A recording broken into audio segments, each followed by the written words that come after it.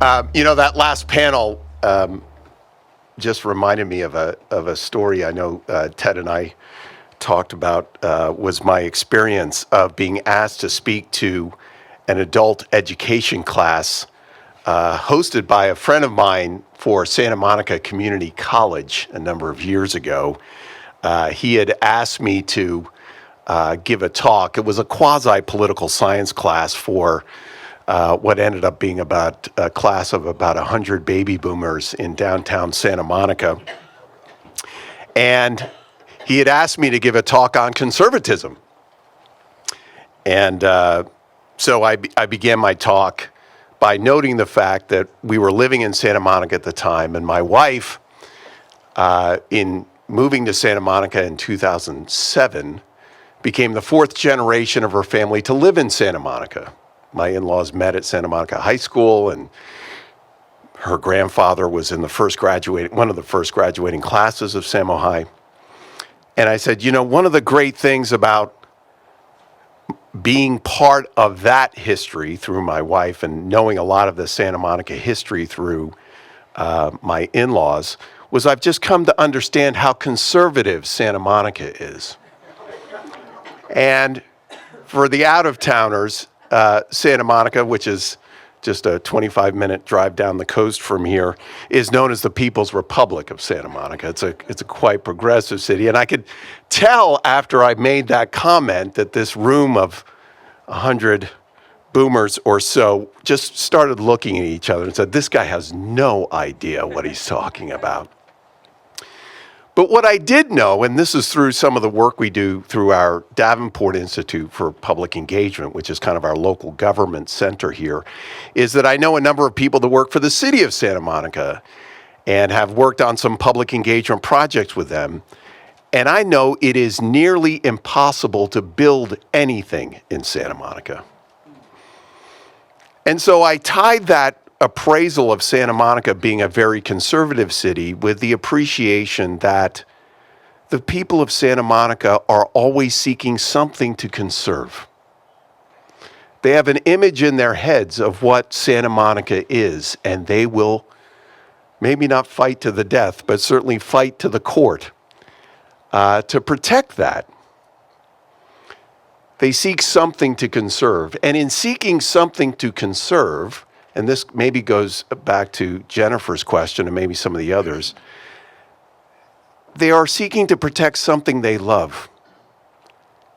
And I think that's something that's something I definitely learned from Ted, was that in seeking to conserve something, you are seeking to protect something that you love. It may not be in common agreement that everybody loves the thing the same way or loves the same aspects of that thing. But really, when you come into some of these communities that I've had a chance to work in, and again, this became the subject of a number of conversations with Ted, he would remind me that really what you're dealing with are a group of people who really love where they live. And if you can connect the progress that's inherent in all the places where we live to the things that people know that they love about that place, that's really what public leadership is about. And I hope that isn't lost, that in many ways Ted was teaching us how to love the places where we live and how we moderate progress through that lens. And that leads us to this next panel, titled The Rise of Antihumanism. Another way of saying that is, it is inhuman not to be able to love. It is anti-human to not be able to love. It will be led by Matt Crawford, who, as I mentioned last night, his books have been a part of various classes and syllabi, classes that Ted has taught here over the years. He's a senior fellow at UVA's Institute for Advanced Studies in Culture, and our discussants, his dear friend here from Pepperdine, Paul Contino, Steve Ely, and Brian Smith will follow. Please join me in welcoming Matt Crawford. Wow. You're tall. Thanks very much, Pete. And thanks to Bill also for the very warm invitation. I never got a chance to meet Ted, which I really regret. Everything I've heard here today and yesterday, it makes me think that he was somebody special and somebody that I might have been friends with. I understand that he was a fan of driving, of cars and such, so I'm going to begin with an anecdote that he might have appreciated. So there was one time when one of Google's self-driving cars came up to an intersection that was a four-way stop. And so it came to a halt and waited for the other cars to do the same before proceeding through, because apparently that's the rule it was taught. But of course, that's not what people do. So the robot car got completely paralyzed and just froze, blocked the intersection, and had to be towed out of there. I like to imagine there was like some, big guy in a tow truck, really filthy. You had to come and get it out of there. I like the contrast. So tellingly, the Google engineer who was in charge of this project said that what he had learned from this episode is that, quote, human beings need to be less idiotic. So let's think about that. If there's an ambiguous case of right-of-way, human drivers will often make eye contact. Maybe one waves the other through, or indicates by the movements of the car itself a readiness to yield or not. It's not a stretch to say that there's a kind of body language of driving and a range of driving dispositions. We are endowed with social intelligence, through the exercise of which people work things out among themselves and usually manage to cooperate well enough. Tocqueville thought it was in small-bore practical activities demanding improvisation and cooperation that the habits of collective self-government are formed. And this is significant. There's something that can aptly be called the democratic personality. And it's cultivated not in civics class, but in the granular features of everyday life. But the social intelligence on display at that intersection was completely invisible to the Google guy. And this too is significant. The premise behind the push for driverless cars is that human beings are terrible drivers. You hear that all the time. So this is, I think, one instance of a wider pattern. There's a tacit picture of the human being that guides our institutions and that provides a shared intellectual DNA for the governing classes. It has various elements, but in this talk I want to suggest that the common thread is a low regard for human beings, whether on the premise of their fragility, their cognitive limitations, their latent tendency to hate, or their imminent obsolescence with the arrival of imagined technological possibilities.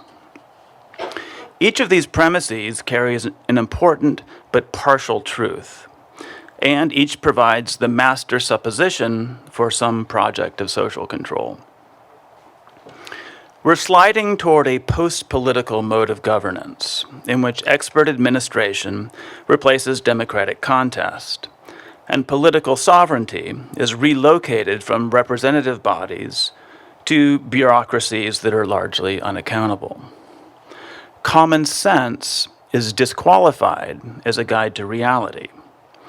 And with this disqualification, the political standing of the majority is demoted as well. The new antihumanisms can only accelerate these trends. They serve as apologetics for a further concentration of wealth and power, and the further erosion of the concept of the citizen.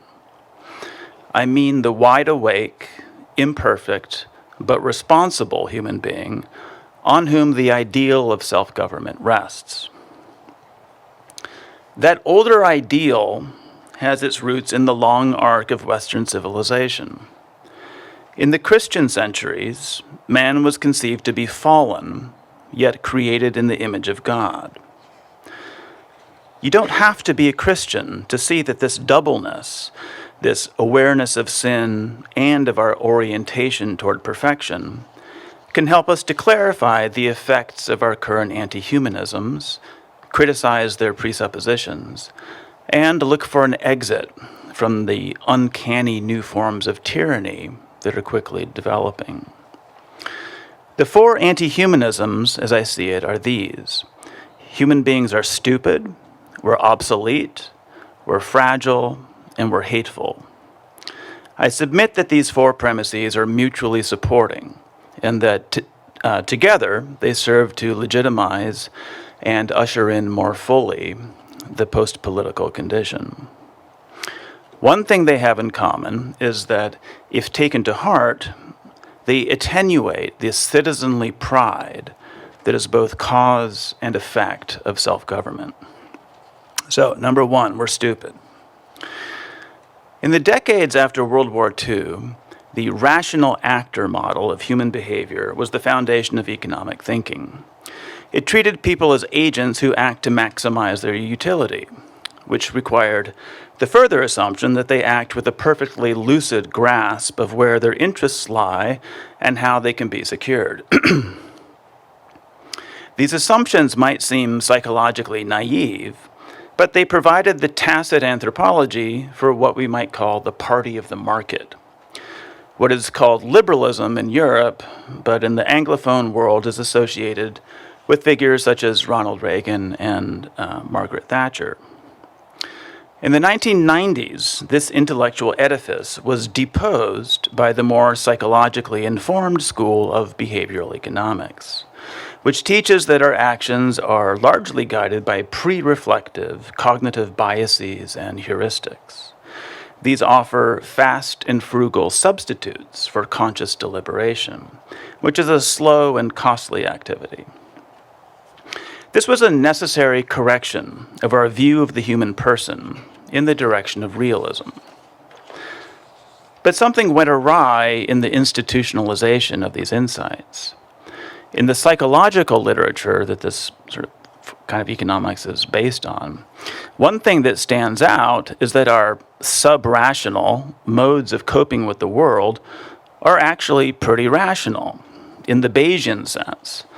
That is, the biases and heuristics we rely on correspond to real regularities in the world and provide a good basis for action. But the practical adequacy of so-called sub-rational modes of coping with the world dropped out of consideration when the social engineers got a hold of what looked like a promising new toolkit for evidence-based interventions, as well as a fresh rationale for intervening. Biases, those are bad. People are sub-rational. We knew it all along. Their takeaway was that people need all the help they can get in the form of external nudges and cognitive scaffolding if they are to do the rational thing. In a sense, they're correct. A level-headed Burkean version of their thesis, excuse me, would stress that with the external scaffolding of settled usages and inherited forms, we don't have to wake up every morning and deduce the necessity of each action from first principles entirely on our own. It would acknowledge the rationality of tradition as a set of framing conditions for individual choice.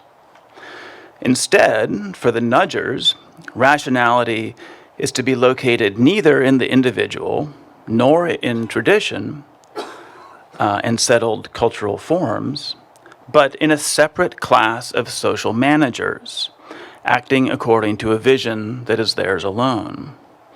They aim to create a choice architecture that will guide us beneath the threshold of our awareness. The nudge is a non-coercive way to alter people's behavior without having to persuade them of anything. That is, without the inconvenience of having to engage in democratic politics. Following the publication of Nudge by Cass Sunstein and Richard Thaler in 2009, both the Obama White House and the government of David Cameron in the UK immediately established behavioral insight teams. Such units are currently operating in the European Commission, the United Nations, the WHO, and by Thaler's own reckoning, about 400 other entities in government and the NGO world, as well as in countless private corporations. It would be hard to overstate the degree to which this approach has been institutionalized. The innovation achieved here at scale is in the way government conceives its subjects. Not as citizens whose considered consent must be secured, but as particles to be steered through a science of behavior management that relies on our pre-reflective biases. The glee and sheer repetition with which this diminished picture of the human subject as being cognitively incompetent was trumpeted by journalists and popularizers in the 2010s indicates that it has some moral appeal, quite apart from its intellectual merits. Perhaps it's the old Enlightenment thrill at disabusing human beings of their pretensions to specialness, whether as made in the image of God or as the rational animal, as in Aristotle. A likely effect of this demotion is to attenuate the pride of the citizen, and so make us more acquiescent to the work of those whom C.S. Lewis called the conditioners. Number two, we're obsolete. Closely allied with the idea that we're stupid is the idea that human beings are essentially inferior versions of computers, and therefore the weak link in any system. To return to my opening example, human beings are said to be terrible drivers. This is why we need driverless cars. The first thing to know is that the push for driverless cars is not in response to consumer demand. It's a top-down effort. When Pew polls people about their attitudes on this, majorities express reservations about autonomous cars, and many people say they prefer to drive themselves. So this might be viewed as a case of for-profit social engineering, relying heavily on the rhetoric of inevitability. Recall the Google guy who was dealing with the paralyzed robot car and concluded from the experience that human beings need to be less idiotic. Now, maybe he was a classic computer nerd, a little bit on the spectrum, who has a hard time perceiving social things, such as the way an intersection actually works. But he needn't have been. He need only have been well steeped in the prevailing account of how the human mind works, which is called the computational theory of mind. The origins of this lie with cybernetics in the years immediately after World War II. Mentation as computation continues to provide the intellectual foundation for the mainstream of cognitive science, despite coming in for devastating critique from the more phenomenologically oriented dissidents within that discipline, who emphasize the embodied nature of human intelligence and the fact that it is socially bootstrapped. That is, our apprehension of the world isn't something that takes place entirely within our heads, like a brain in a vat. As Merleau-Ponty argued, even for such straightforward processes as visual perception, we rely on taken-for-granted cultural norms that can't really be captured algorithmically. As a zombie metaphor that can't be killed, mind as computer anchors the popular superstition and marketing hype according to which machines are said to have artificial intelligence, a term of mystification that carries a tacit assertion that what a binary computer does is something very like human intelligence. And reciprocally, what the human mind does, not very well, unsurprisingly, is compute. Bad philosophy of mind tends to be the most well capitalized because most easily operationalized. And one should not underestimate the genius of capital, no less than the state, for remaking the world so it will better fit some simplistic model, and thereby make the model more true. As the Google dork said, human beings need to be less idiotic. That is, more like computers. That is, more legible to systems of control, and better adapted to the need of the system for clean inputs. Little known fact, Hannah Arendt's first husband was named Gunther Anders. He actually lived in Santa Barbara during the war. He spoke of, quote, the rising cost of fitting man to the service of his tools. Iris Murdoch said that man is the animal who makes pictures of himself and then comes to resemble the pictures. So here's the real mischief done by conceiving human intelligence in the image of the computer. It carries an impoverished idea of what thinking is, but it's one that can be made adequate enough if only we can change the world to reduce the scope for the exercise of our full intelligence as embodied agents who do things. 5 to 8 years ago, there was a lot of breezy talk, even now, I would say, by tech journalists and well-capitalized futurists about banning human drivers from the road, given the difficulties that arise when autonomous cars and human drivers have to interact, which has turned out to be a far bigger engineering challenge than was anticipated. Of course, from a business perspective, it's ideal if we become dependent on some proprietary and opaque system overseen by a cartel of tech firms to do what we once did for ourselves, issuing in what Ivan Illich called radical monopoly. As the space for intelligent human action gets colonized by machines, our own capacity for intelligent action atrophies, leading to calls for yet further automation. The demands of skill and competence give way to a promise of safety and convenience, leading us ever further into passivity. Safety is the sentimental face worn by each of these anti-humanisms, and does crucial work in legitimizing the post-political order. Which brings me to my third item, we are fragile. How are we to understand the dramatically different responses of our society to the Spanish flu of a century ago and to COVID today? There's an inverse relationship between the severity of these pandemics and the severity of measures to control them. In 2020, a fearful public acquiesced to an extraordinary extension of expert jurisdiction over every domain of life, and a corresponding transfer of sovereignty from representative bodies to the unelected functionaries of various agencies. Notoriously, polling indicated that the perception of the risks of COVID outstripped the reality by 1 to 2 orders of magnitude.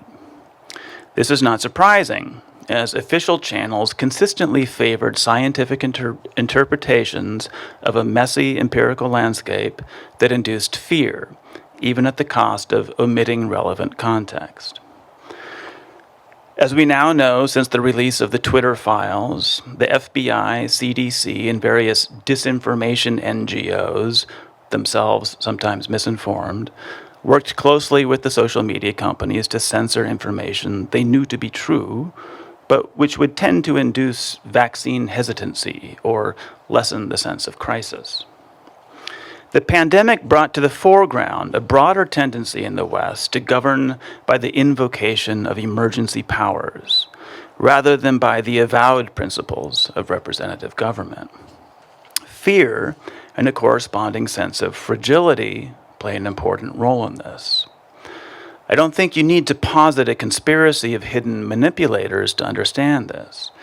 There's a kind of gravitational pull in this direction that's exercised by the nature of the modern state.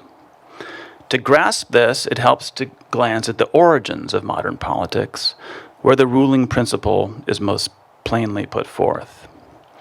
There we see that liberalism is not merely a political doctrine, but an anthropological project to remake man so he better fits the suppositions upon which the modern state pins its legitimacy. Namely, man is a vulnerable creature a potential victim in need of protection. I'm referring to the thought of Thomas Hobbes, and I'm influenced here by Mark Schiffman's account of the role of the victimological imagination in legitimating the modern state. First, in what sense is Hobbes a liberal? He's certainly no advocate of limited government, and the regime he imagines is basically monarchical. It's liberal in the sense that it's founded on consent. But it turns out this consent depends on a re-education program that reaches quite deep and is never finished. Hobbes offers a fable of human origins, the state of nature, according to which we are originally in a condition of acute vulnerability. Even after the rise of political society, civil war is always a threat, and is the problem that his politics is meant to solve.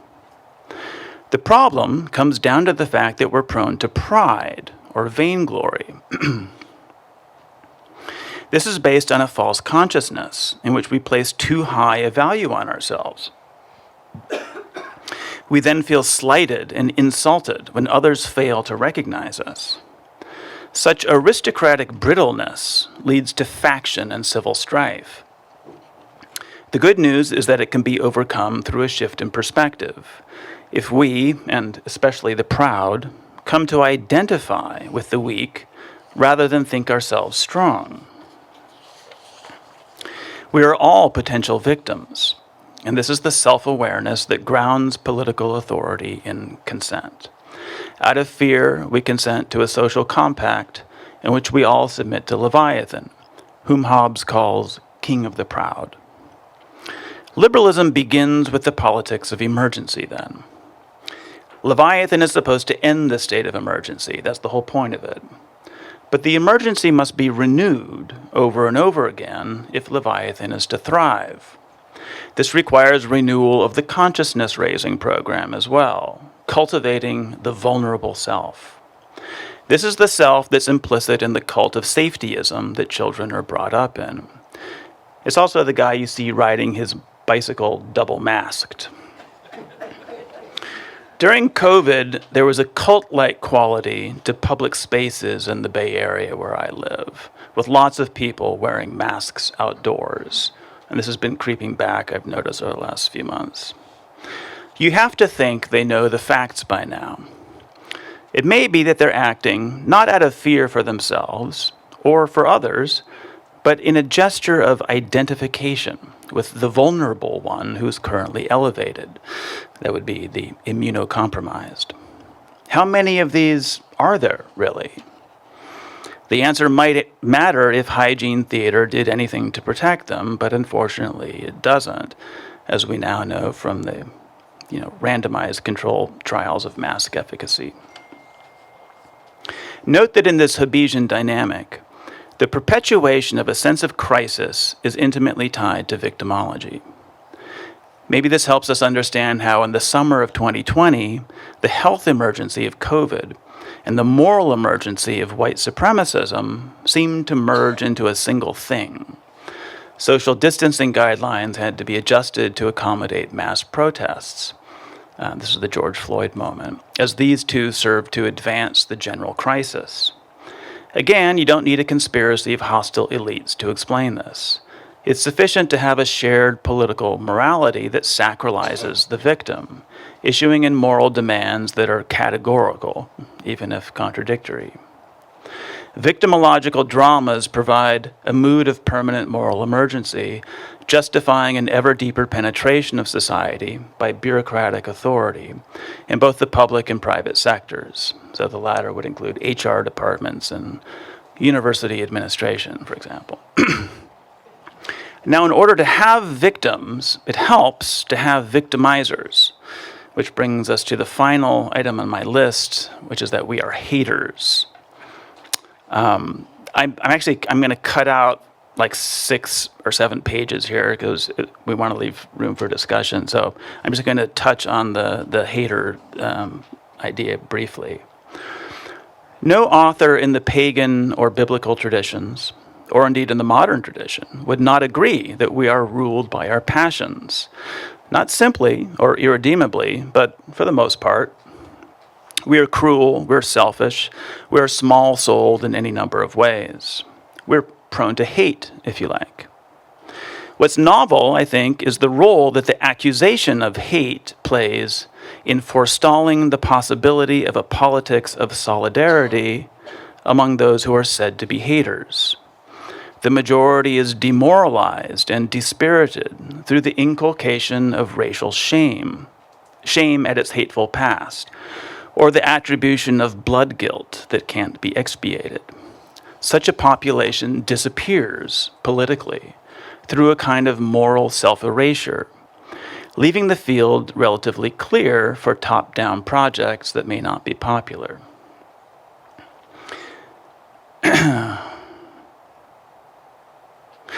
So, again, I'm going to skip a bunch here.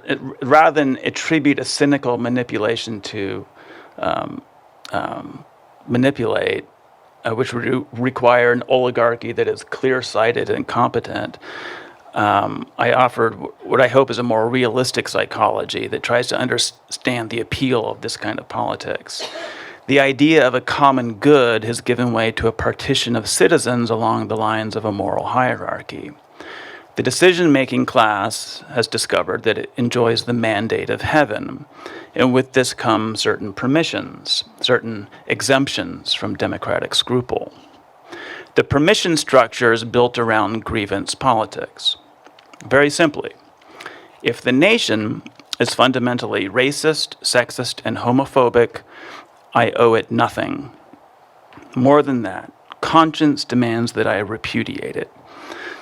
So in the longer version, I invoke Hannah Arendt and Christopher Lasch, both writing about the 60s and how the civil rights movement got transformed from its original iteration into something that has this quality to it.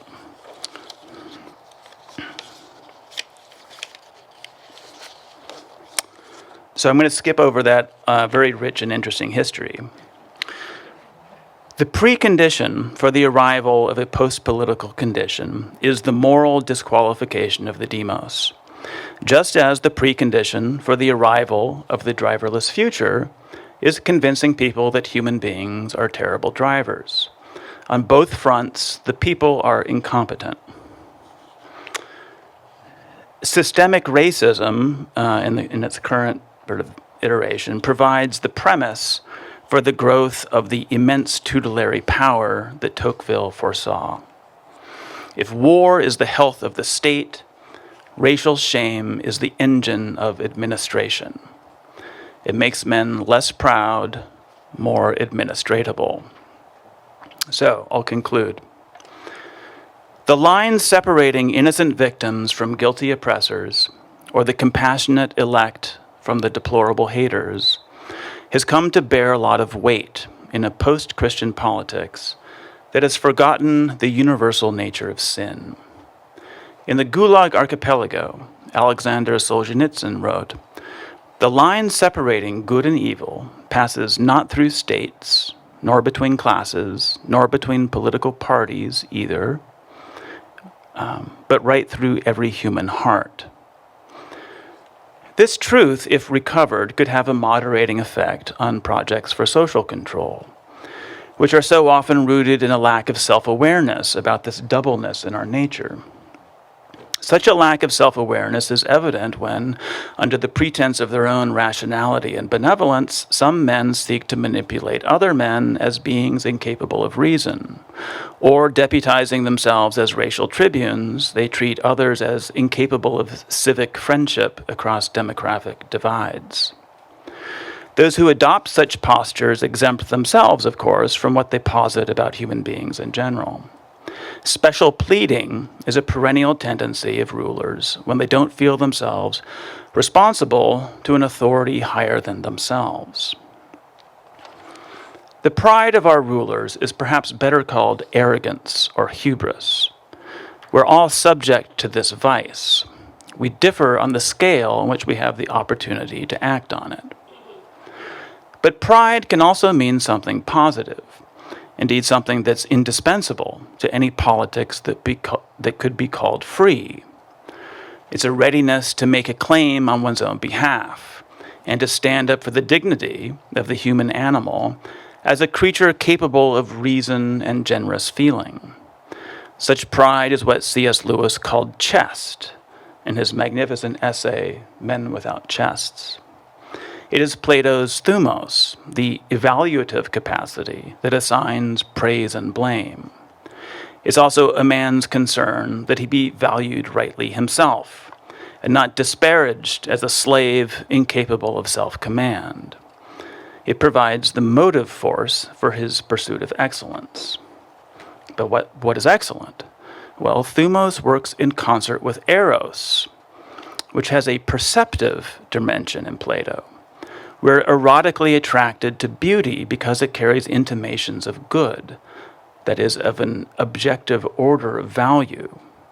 These intimations give thumotic striving its proper direction. Thumos without eros would be mere self-assertion. Lewis points out that every civilization rests on a conviction about the existence of objective good. The denial of such an objective moral order is a truly novel development in the modern West and has a disheartening effect. The debunking of the metaphysical stature of the good appears to have short-circuited the prideful basis of self-government, because it's made it harder to perceive the degradation of man that comes when he's treated as raw material for a kind of social cybernetics. That is, he's not treated as a creature who has an inherent worth that must be recognized. That worth lies with his participation in something greater than himself, which he is erotically attracted to. On the Christian understanding, man is fallen, yet drawn toward a perfection that is in fact the source of his being, in the image of which he was created. When it's in good order, thumos provides the motive force for this movement toward excellence. It's a man's spirited readiness to overcome the sloth and distraction that tend to make him, well, stupid, fragile, hateful, and replaceable. The very image of the human being favored by our conditioners. It's a half-image that can be made more fully true by a politics predicated on it, and by an economy in which a few profit by bringing this degraded picture further to fruition. We can regard the doctrine of the incarnation, God becoming man, as an assertion of the dignity of man. It's a revelation that in principle could serve to moderate the contempt of the powerful. But let's not count on that. What seems certain is that it is a revelation that can only embolden the self-respect of the citizen. If taken to heart in numbers, it may lead a people to insist on reclaiming that status for themselves. Thank you. Okay, well, I got 10 minutes. I'm going to use them. Okay, I really feel it. I mean, it's an honor to respond to Matthew Crawford. I love his books. His essay is timely and provocative. I resonate with his affirmation of what we might call the tacit dimension, our human embodied capacity to exercise prudence, defined by Joseph Pieper as the perfected ability to make decisions according to reality. Like Matthew, I'm saddened to see the common good eclipsed by identity and single-issue politics. I yearn for a retrieval of a political vision articulated by Jacques Maritain in The Person and the Common Good. When I read Matthew's 4 Antihumanisms, I can't help but think of, well, some of you know it's my favorite book, Dostoevsky's Grand Inquisitor in The Brothers Karamazov. He wants to replace Christ's gift of personal freedom and responsibility with a totalitarian imposition of miracle, mystery, and authority. That is, magic, mystification, and tyranny. He claims he does so because he loves humanity, but he meets all 4 of Matthew's criteria of anti-humanism. To quote the tyrant himself, quote, "Humans are weak, vicious, worthless, rebellious. They rejoice to be led like sheep. They're tormented by no greater anxiety than to find someone quickly to whom they can hand over their gift of freedom. The Inquisitor sees human beings as, quote, unfinished experimental beings created for derision. In other words, we're stupid, obsolete, fragile haters. The Inquisitor is a bit akin to the Google guy, the elite expert who writes off the common people as idiots. He'd replace human intelligence with the superior intelligence of a robot. Interestingly, this was in a recent TLS, Eric Naiman reports that a number of his UC Berkeley students have been using AI in their final essays on the Grand Inquisitor. Apparently, AI loves the phrase delves into. This is how he spotted the plagiarism. So, note to self, right? Delves into, watch out. He writes this. I realized as I read these artificially intelligent essays why I was becoming so upset that their authors had used AI to write about this book. For what does ChatGPT offer but miracle, mystery, and authority? Mendacious ones, of course. The miracle of instantaneous generation. You type in a title, an essay shows up on your screen in seconds, but not all at once, no, line by line, emphasizing the fantastic mystery of the process, which nobody understands, and sounding so correct, possesses the authority that comes with making no mistakes. Users of ChatGPT don't need the heavenly bread of intellectual freedom and individual authenticity. Instead, they want the grade and the degree that will lead to various forms of material bread after graduation. I don't know if you know him, but he shares your concerns. So does Ian McGilchrist, who has an essay also in First Things, The Rise of Antihumanism, and so do I. But, and here's the critique, I do have reservations in your discussion of, shall we call them, 3 hot-button issues, which you offer as evidence as the elite imposing shame on those beneath them, keeping them in line, specifically matters of race, climate change, and public health. And here I believe that the cases that you point to, Matt, warrant some further acknowledgement of complexity. And of course, this is an article, not a book. So these 3 examples will have yes, but forms. Yes, perhaps the grand thesis of the 1619 Project, that our country is founded on slavery, and that some of its historical inaccuracies have been rightly criticized, corrected. But when the collection was published, I was part of a reading group in which we read and discussed 2 of its essays, one on the conditions of slaves during the Middle Passage, the other on the sources of poverty today. Both made me more aware of realities which I'd been ignorant of, and I think, therefore, they deepen my sense of responsible citizenship. Yes, and here I point to why we drive. Pope Francis applauds those drivers, especially in Rome, apparently, who move in traffic with good sense and prudence and are artisans of the common good, who love their city not with words but with deeds. But in Laudato Si, the Holy Father also notes that many cars circulate in cities, causing traffic congestion, raising the level of pollution, consuming enormous quantities of non-renewable energy. I do believe our reliance on fossil fuels is damaging our creation. And yes, some of the decisions of the elite during the COVID crisis could, in retrospect, have been called into question, especially the way our youth suffered educationally. I see it in my own classroom with school closings. Here I recommend a recent essay by my colleague and friend, Jason Blakely, published in Harper's, a nuanced treatment of the science wars in public health. But, and here I want you to understand, I am saying this with love for Ted McAllister. I loved your husband. I mean, in a good way, right? You know, in a minute, look at the ideas here, you know. Okay, so there's an evening. We're talking about his forthcoming book. He's reading a chapter, and some of us are wearing masks.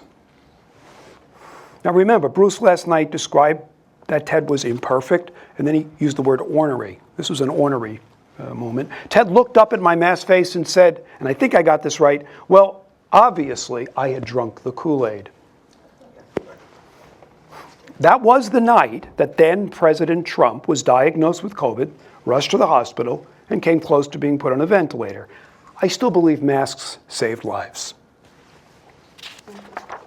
I offer these yes, but points to suggest that if we're to keep this thing going, If we're to sustain the American project to which Ted was so committed and which Pete eloquently observed last night, and I think Darren reaffirmed in his talk today, we need to think and talk in a way that acknowledges complexity and nuance, not only in these issues, but in many of the all too polarizing ones we face.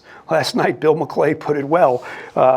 He affirmed both the need for equal opportunity and adventure.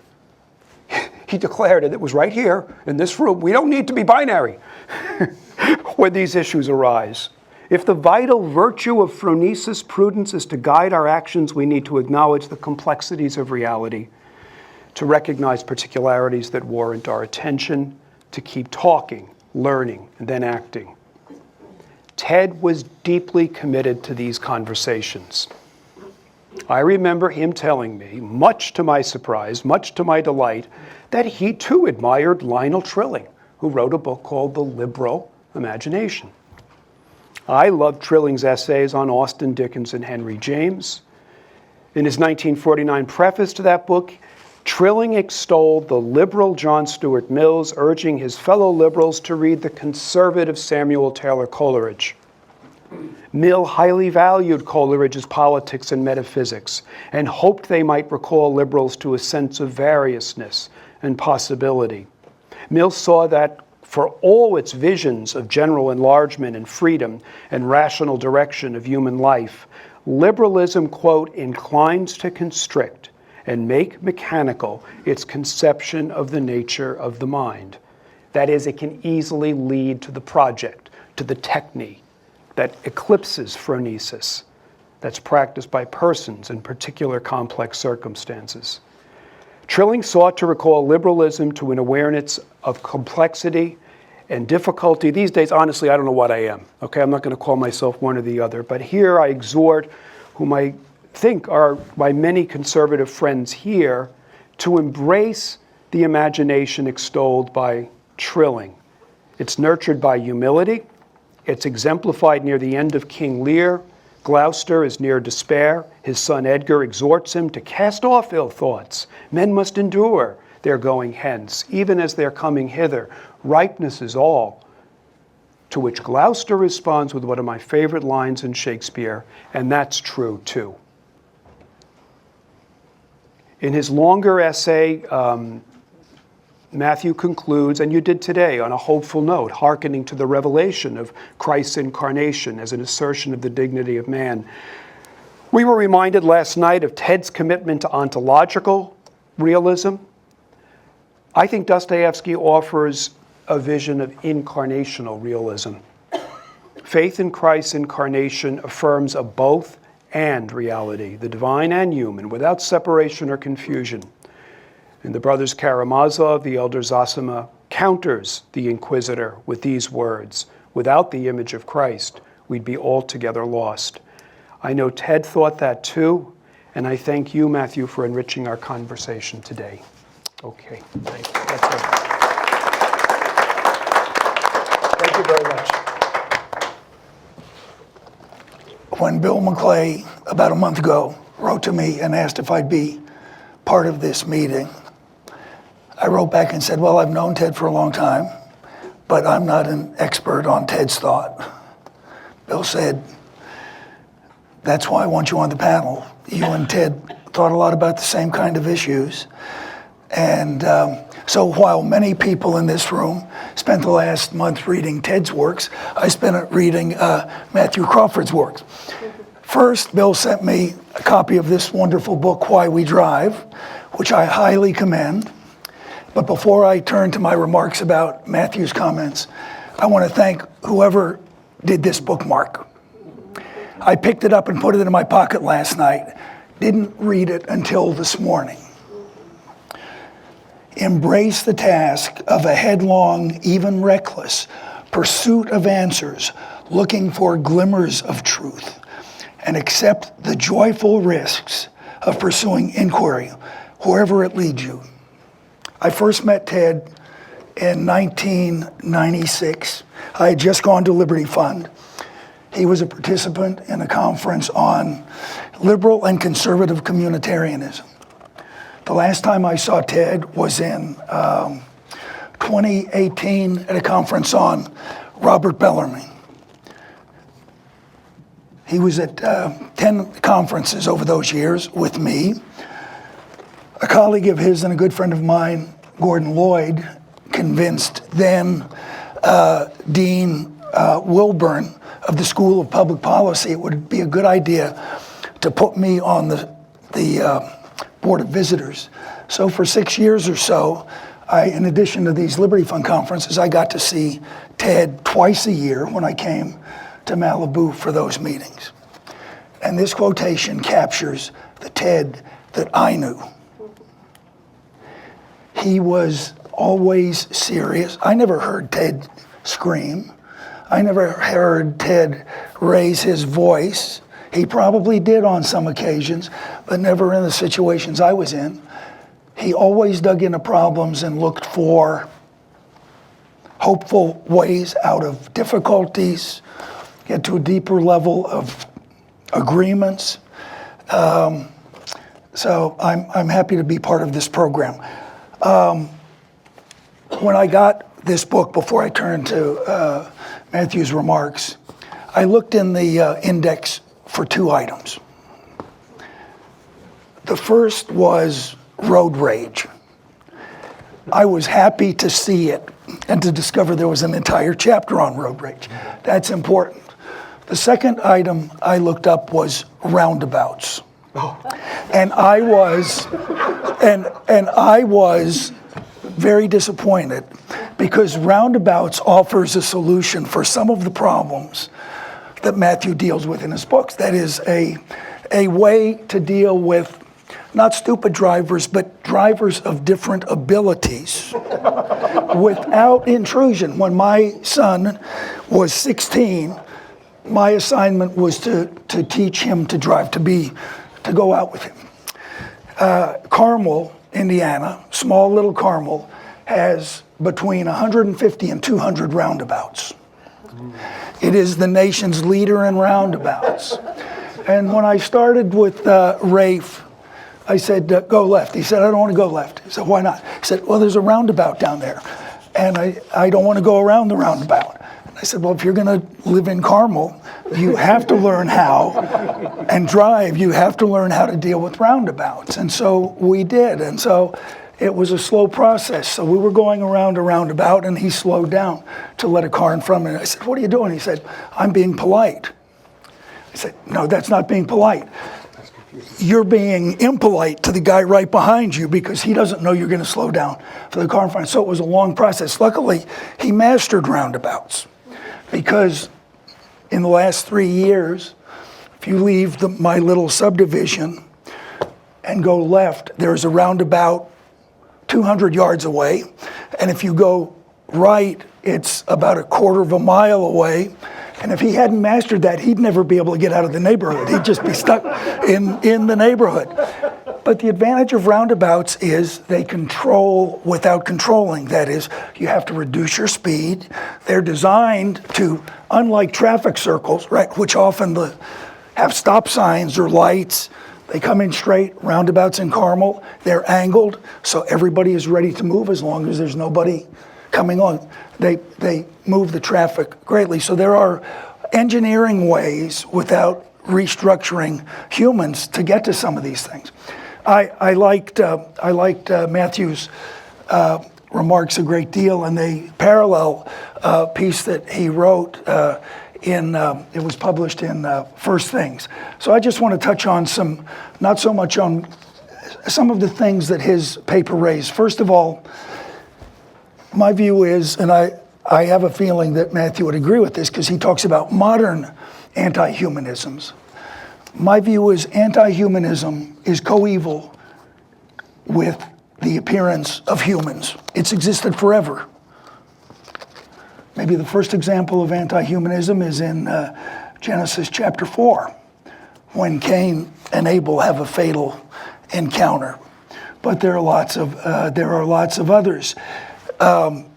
My examples go a little farther back than Dostoevsky. My first is from the Republic. If we take Socrates' City and Speech seriously, it is a tyranny which is founded on a lie designed to convince stupid people to do things they wouldn't otherwise do. A more recent discussion, but also before Dostoevsky, is in Adam Smith's theory of moral sentiments. He's got a wonderful discussion of the man of public spirit versus the man of system. Now, I won't read the whole thing, but I want to read part of what he says about the man of system.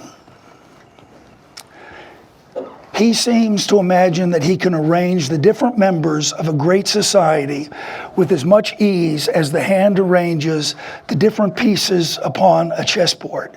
He does not consider that the pieces upon the chessboard have no other principle of motion besides that which the hand impresses on them, but that in the great chessboard of human society, every single piece has a principle of motion of its own, altogether different from that which the legislation might choose to impress upon it. Who is that again? Adam Smith, Okay. Theory of Moral Sentiments.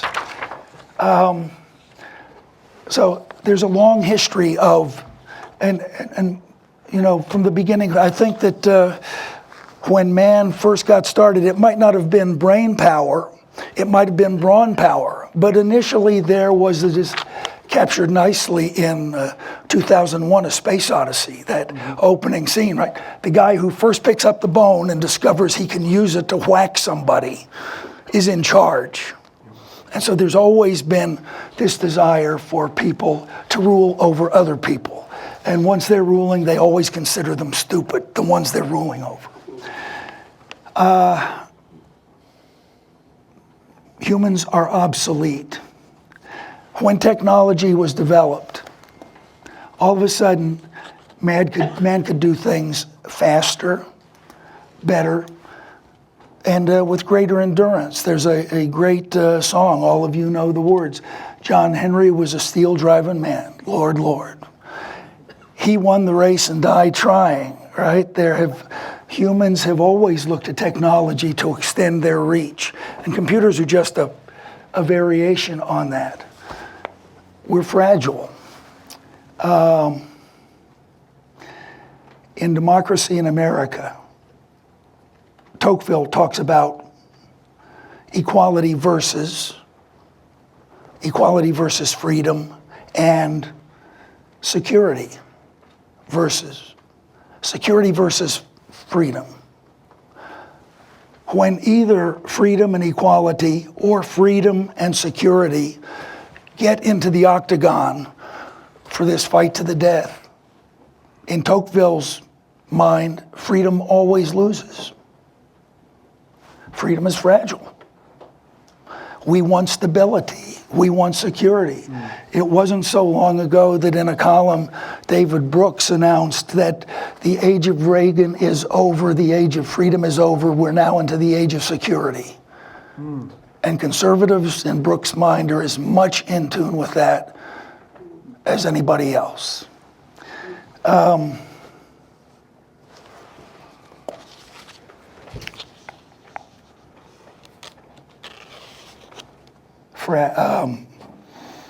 We're haters. Carl Schmitt suggests that the origin of politics is the friend-enemy distinction. And he tries to make that distinction clinical, right? He wants it to be, remove all the emotion if he can, but the very words that are used to describe the enemy, the other, the stranger, existentially something different and alien, suggests that if that's the basis of human life, friend-enemy distinction, we're always on the verge of battle.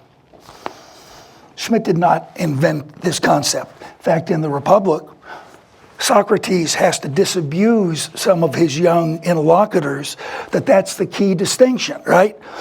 What do you do with friends? You do good things for them. What do you do with enemies? You do bad things. And Socrates tries to convince his interlocutors that it is always better for a human being to suffer evil at the hands of others than to engage in evil acts on others. These are deep seated beliefs, but I want to touch real briefly on the way in which it plays into the United States. There are a couple of narratives about race in America floating around, I think. One is the 1619 Project. Another is the 1776 report issued by the President's Advisory Commission on 1776. The 1619 Project sees no good, and the 1776 report sees no evil. I actually like Adam Seagraves at Arizona State has a piece called the 3395 Project, in which he says if we want to get some real sense of America, we've got to put both of those things together. I've spent a lot of my recent life writing on the novelist Robert Penn Warren. And in his best-known novel, All the King's Men, the narrator near the end, Jack Burden, says, if you cannot accept the past and its burden, there is no future, for without the one, there can't be the other. The past and its burden. We like to embrace the glorious past, but we don't like to have to deal with the burdensome past. But if we don't do that, or in the case of the 1619 Project, they want to embrace the burdensome past and don't want to admit there's anything good. But if we can't do both, and that's the hard thing, how to affirm the good and figure out how to improve on where we've been short. That's tough, and that's what we're confronted with. Paul Tillich talks about the polarities of human life. The one I want to focus on is what he calls freedom versus destiny. For Tillich, destiny, it's not like Greek fate where you end up. For Tillich, destiny is where you start. Where were you born? Who were your family members? What's your community like? What year is it? And that's what you're stuck with forever. And your freedom is found in how you address the issues raised by your destiny. And we've always got choices. You can be born in 1920 Germany, just about the time that Weber was giving his famous lecture on politics, in which at the end he talks about the cold age that's right around the corner, talking to these young men who are all going to be confronted early or mid-career with life under Hitler. And every one of them had choices. Freedom always exists. One choice is easier than the other, often, right? Go with the flow. But freedom is always there. Thank you for a very challenging paper.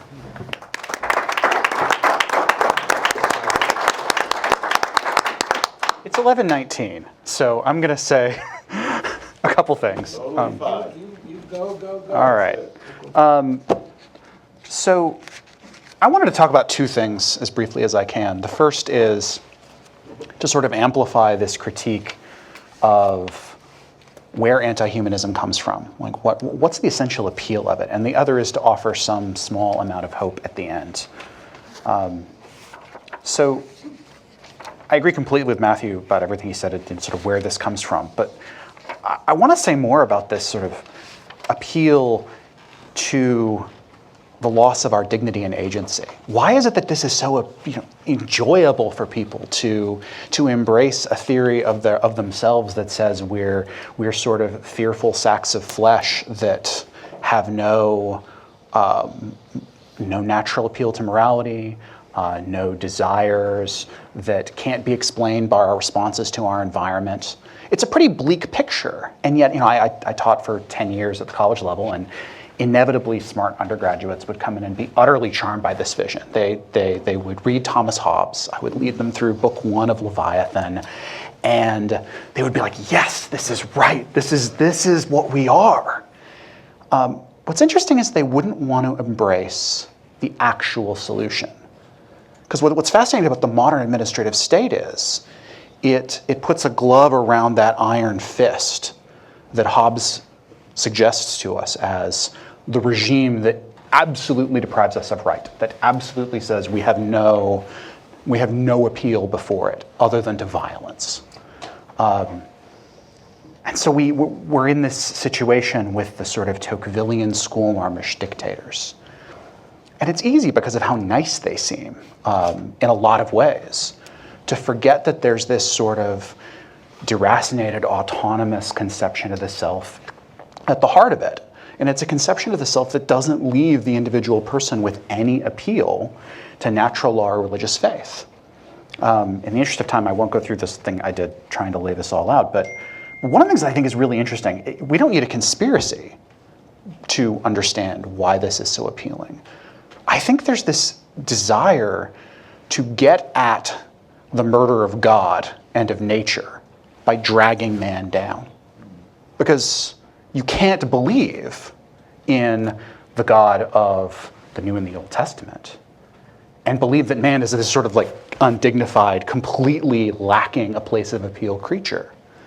So I think a lot of these theories, a lot of these things that lead to your four anti-humanisms are fed by this. I mean, one of the appeals is that, well, I can get at absolute unconstraint by destroying all these fetters. I can destroy my link to community. I can destroy the moral authority of my parents. I can get rid of all of it. But what's left? I mean, this is a sort of disenchanted vision of the self, and I think it leaves a lot of people with this sort of lost self that looks for grand causes but finds absolutely nothing except a liberation itself. So you have this sort of ongoing, as you say, mutually reinforcing set of processes where people start tearing down more and more and more things. And we're left with this curious kind of liberation where a handful of people apparently have all this power. But in Abolition of Man, as Lewis says, those conditioners are actually in some ways the most unfree people who have ever existed because they are the most conditioned. And all these theories leave the human person as like kind of a leftover. Like any kind of overextended scientific theory leaves us completely unable to explain the mystery of ourselves. It can explain general processes. It can explain, how cognition works in the abstract. But why did I get that idea at 2 o'clock on a Wednesday? No way. I mean, nothing better, at least, than like Hobbes' sense of our imagination is our decaying sense impressions, sort of recombined. And what we're left with are these sort of, like I said, a kind of autonomous self. Best quote I could find about this is from Walker Percy's Lost in the Cosmos. And this is why these people are so dangerous. No one is as murderous as the autonomous self who, believing in nothing, can fall prey to ideology and kill millions of people. Unwanted people, old people, sick people, useless people, enemies of the state, unborn people. And do so reasonably, without passion, even decently, certainly with the least obnoxiousness. So what are we to do in response to this? Now, I know from reading other things you've written, Matthew, that you don't have a lack of hope. The essay feels kind of hopeless by the end of it, though. So what struck me is, though, that there are mutually reinforcing ways you can struggle against these four anti-humanisms. I mean, if a materialist view emphasizes our stupidity, it's on us to educate people in a way that gives us a better anthropology, that gives us resources to struggle against it. And I think here of like classical education, Montessori, all sorts of homeschooling, and these efforts all grow. We heard about this last night. I mean, these are a source of hope. Obsolescence is harder to see in our future if we actually educate people in a way that gives them a sense of agency and capacity. I think the temptation is to look in the face of a systematic tyranny for systematic solutions, when it's actually, I think, the groundswell of little individual and small group and small community efforts to remake a community of love and mutual care that can struggle against this. And fragility is an attitude that's harder to maintain if you actually know how to do stuff, or are strong and can lift weights and things like that. And people all over the country are deeply engaged in sort of building circles of friends that do things like this. But the hater part, I think, is the hardest one for us, for the simple reason that it's a devolved theological problem that needs a theological response. On the bright side, though, like the fact that the people who embrace the sort of critical racial trajectory live in a world of infinite guilt without any possibility of redemption, that's a source of despair right there. And a view of the human person and of God that allows us to grasp the possibility of forgiveness is, I think, the best kind of liberation out of this.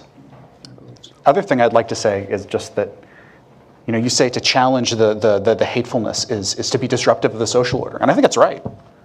But any attempt to challenge these things is disruptive of the social order, and that's really good because it can be a light to other people and show us what we can actually accomplish, that we do have agency.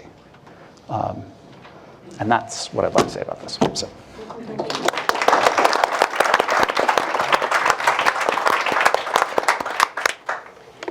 That's a great segue of being disruptive of the social order. It makes sense that a panel on anti-humanism would push against the order that we have laid out for this agenda, and I am more than happy to continue pushing against this order that we have laid out in this agenda. First, so we've got some time built into the agenda today, and we're going to use some of it here. Matt, first, any responses to? Yeah, well, all three sets of responses were really rich and suggestive, and maybe simply because you went last, so it's freshest in my mind, I'll say something in response to Brian. Yeah, you posed this interesting question, like how, I'm paraphrasing, but how does the kind of liberationist, set of contemporary society, how does it square with this low regard for human beings? There's no obvious connection. Just thinking out loud, I think the ideas of convenience and safety can provide a bridge because, to be liberated from all those things you shouldn't have to bother with, that's a kind of liberation. But it's also,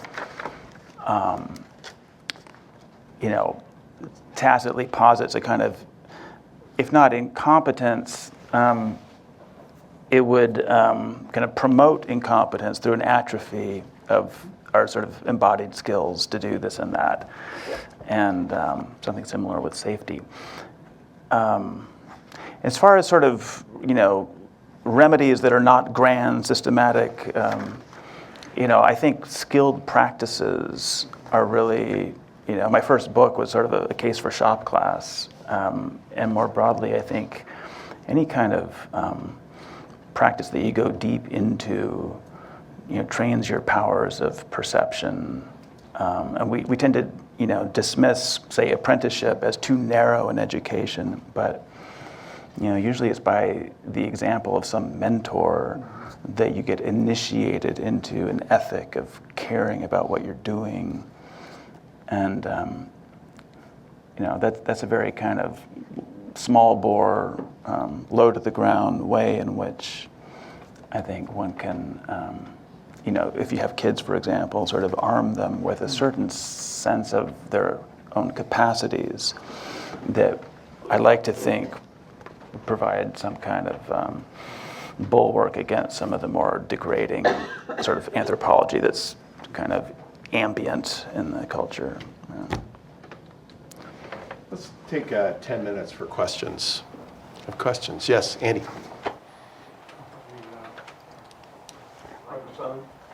I think we're good. Thanks for your talk.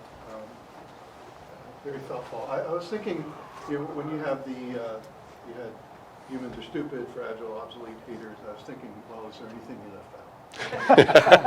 And one thing I thought of is sort of above them all is that may be motivating all of this is human beings are sufferers. Sufferers. Sufferers. And I was wondering if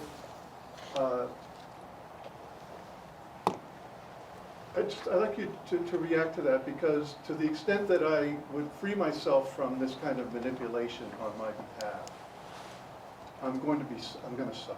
The human condition is, we are stupid in many ways. We are fragile. We are haters. I have a colleague who claims his mission as a researcher is to reduce human suffering. So is there a sense of in which a correct view of our condition as sufferers might help to inform this whole conversation? Yeah, thanks for that. I think that's helpful. I once listened to a talk by Cardinal Pell, who passed away recently, but it was about he wrote his prison memoir because he was imprisoned in Australia unjustly. And one of the points he made was that for the non-believer, suffering doesn't have any meaning, which makes the suffering much harder to bear. And I think you're right that it's a kind of determination to eliminate suffering. To adopt that posture, at a sort of first level, it's a compassionate, sort of empathetic, caring, and all that. But it also sort of posits the human being as kind of weak, and that their suffering doesn't have any kind of redemption to it. And Brian made the point also about sort of the lack of any possibility of redemption. Bill McClay, back, years ago, had an article in the Hedgehog Review about guilt and the impossibility of expiating it under the secular modern. And I think that's a deep point. That without the availability of redemption, it's just dark. Yeah, Bruce. Hi, Matthew, thanks so much. You talk, well, I agree with everything, and I wouldn't necessarily disagree with you if you had this view, but it raises a question in my mind, which is are you saying in the end that liberalism was a mistake, maybe even something done in bad faith, that taking over from what was, if I'm reading this correctly, that says that part of liberalism, which claimed to be against centralized power, for reduced government, for pluralism and variety, that instead what you had was the development of a system of systematizers that's now sort of reaching its end game, which is soft totalitarianism. Are you questioning the whole construct and the need to rethink the general view of how ideology has shaped society, or am I reading too much into it? Yeah, well, I really only picked out one strand of liberalism broadly construed, which is the Hobbesian one. So actually, just yesterday, as a plug for my Substack, I published something not by me, but by this guy, Mark Schiffman, who I refer to. And he's tracing the victimological imagination through Machiavelli, Hobbes, Locke, and Rousseau. So if we think that Locke represents a very different strand of liberalism than Hobbes, he's finding really that the very idea of rights, which is the concept on which the modern state pins its legitimacy, shares in the sort of victimological mindset, in that it's a kind of a posture of being alert to harms. So I'll just stop there. Yeah. So Simone Weil once said, you never would have heard St. Francis of Assisi talking about rights. I wonder if this is akin to what direction he's going. Clark. Yeah, hi, I too, like Sharon, over here as an outsider, kind of a friend. I'm an architect and a planner. And I wanted to offer one maybe hopeful observation, ties a few things together here. It's another big part of Ted's work, which is how I found him seeking intellectual friendship one night on the internet. So who's it? He's right down the hill. I live in Topanga. And responded right away to my email. And unfortunately, almost participated in his classes, a number of almost. But a place was what was interesting for me as a designer and architect. And ties together something Dr. Smith said too, that my definition of place somewhere, not being academic, I can't quote from where, I think from my own head, was a place is a space that you can tell a story about. And so bring that around to roundabouts and something maybe hopeful. Has anyone else ever driven, this is one of my most distinct memories as a driver, on a Neapolitan roundabout? Oh, no. This is the resistance of place to control. I think it was 3 lanes, it all went in a blur, it wasn't even round, it was maybe elliptical. And it was probably striped at one time for 3, but I swear there were 5 lanes, full speed.